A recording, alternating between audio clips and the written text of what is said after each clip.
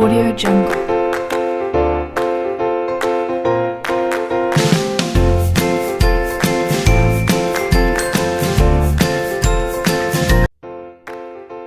Pandemi COVID-19 telah berlangsung di Indonesia kurang lebih 1 tahun yang mengharuskan kita untuk berdiam diri di rumah yang mengakibatkan kegiatan belajar mengajar dilaksanakan secara daring.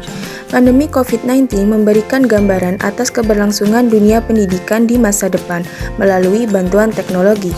Namun, teknologi tetap tidak dapat menggantikan peran guru, dosen, dan interaksi belajar antar pelajar dan pengajar, sebab edukasi bukan hanya sekedar memperoleh pengetahuan, tetapi juga tentang nilai, kerjasama, serta kompetensi.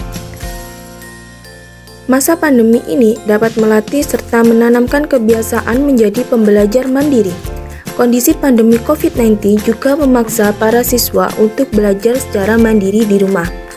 Adapun cara belajar mandiri di rumah agar efektif dan efisien adalah: yang pertama adalah buat jadwal. Buat jadwal belajar menurut waktu yang sesuai dengan Anda. Jadwal belajar akan memastikan Anda untuk belajar secara rutin dan kontinu. Jadwal belajar akan membantu Anda mengatur waktu untuk melakukan kegiatan harian tanpa meninggalkan aktivitas belajar. Yang kedua, disiplin. Disiplin sangat penting untuk diterapkan agar mencapai kesuksesan, termasuk dalam hal belajar. Dengan disiplin, maka Anda tidak akan melewatkan waktu belajar sesuai dengan jadwal yang telah Anda tentukan. Yang ketiga, pilih waktu belajar yang tepat. Pilihlah waktu belajar yang tepat di mana Anda memiliki kesempatan untuk berkonsentrasi secara maksimal. Yang keempat, temukan metode yang mudah. Temukan cara yang paling mudah dan nyaman bagi Anda dalam mempelajari suatu pelajaran. Yang kelima, ciptakan lingkungan yang mendukung. Aktivitas belajar akan efektif jika Anda dapat berkonsentrasi dengan baik. Kenyamanan lingkungan akan mempengaruhi konsentrasi belajar. Ciptakan tempat belajar yang nyaman, cukup cahaya, dan jauh dari kebisingan. Yang keenam, miliki motivasi.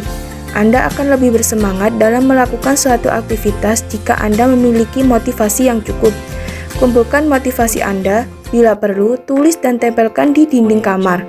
Banyak orang yang sukses dalam menekuni suatu karena motivasi yang kuat, seperti ingin mencapai cita-cita, tidak ingin mengecewakan orang tua, membuktikan kemampuan diri, dan lain sebagainya.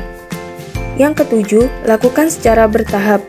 Jangan belajar secara berlebihan, belajarlah secara bertahap sedikit demi sedikit.